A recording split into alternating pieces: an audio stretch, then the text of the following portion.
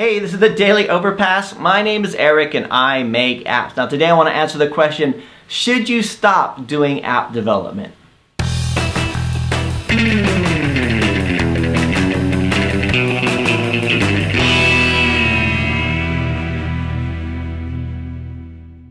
Alright, so last week I did a video called The Biggest Problem with Progressive Web Apps. And I got a comment on that video from Epic Plan which said, so my question for you, what would you advise to someone who has just started developing Android apps? Should that person leave Android iOS development? And I responded just saying, no, that's not what I'm saying at all, right? Which probably wasn't the best response. But my point about progressive web apps were that I don't think they're ready yet. I think that might be around the corner. I hope they take off, and I think my biggest point was that progressive web apps, it doesn't exactly roll off the tongue in terms of a name. Right. However, I don't think that we should continue to keep going to the next thing and the next thing and the next thing. Right. See, there seems to be a natural progression of how things work. Right. It's a new technology will come out. Some people will start making money with it.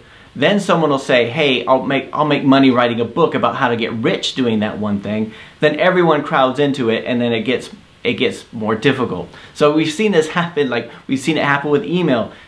Some people started using email. It's really useful. It's good for communication with friends and colleagues and everything like that. And then somebody starts email marketing, and then there's all the books, How to Get Rich Email Marketing. And then everyone starts doing it, and everyone rushes into that market. Then we get spam filters, and then everything gets more difficult to do. It starts to cost more, and it's too crowded. Everyone says they move on to the next thing. We've seen it happen to email. We've seen it happen to social media. We've seen it happen to the web. We've seen it happen with apps. I mean, how many books have you seen about how to get rich making apps? Right, and we'll probably see it with YouTube videos. We've seen it with Kindle books, how to get rich writing Kindle books, and just so many people out there writing books for the Kindle that are not having that big 50 Shades of Grey moment that they're expecting, right? And we see it with every market. So you could either be the person who goes from one market to the next, and hopefully you're that person who discovers it before anybody else does, and then as soon as it gets too crowded, you move on, and for that easy money, or you could be the person who puts your stakes in the ground and starts to work with it. Like, I could tell you what, marketing apps and releasing apps and making money with apps is much harder today than it was in 2013, but it just means you have to work harder. I mean, difficult does not mean the same as impossible, right? And with progressive web apps, that's exactly what's going to happen. If that really takes off and becomes mainstream, there's going to be a few people who get into progressive web apps, are going to start making some money with it. Then somebody who's probably not making money with it will write a book saying how to get rich with progressive web apps, right? And then everyone will start doing it,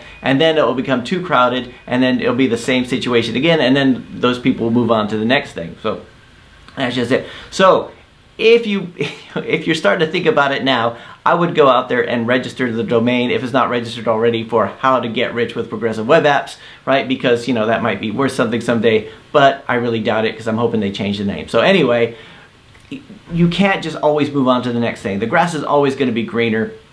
I'm stuck in the app thing, right? I am committed to being an app developer. We've got clients, we still got lots of work coming through. It's not the ridiculous thing, like the same as when the .com bubble burst, right? When everybody was releasing their pets.com and everybody thought the web, I'm gonna become an internet billionaire with my website, and it's just some ridiculous website idea, right?